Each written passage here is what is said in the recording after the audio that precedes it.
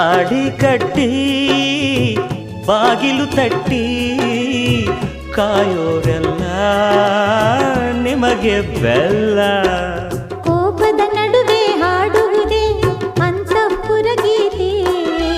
ವಿರಹದ ನಡುವೆ ಪತಿ ಇರಲು ಸತಿಯದು ಬರಿ ಮಾತೆ.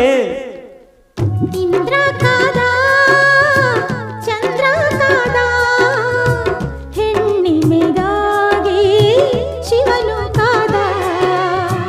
ಹೆಣ್ಣು ಕೊಟ್ಟ ಅಯ್ಯೋ ಆಸೆ ಕೊಟ್ಟ ಬ್ರಹ್ಮ ನಡುವೆ ಈ ಗಡುವು ಇಟ್ಟ.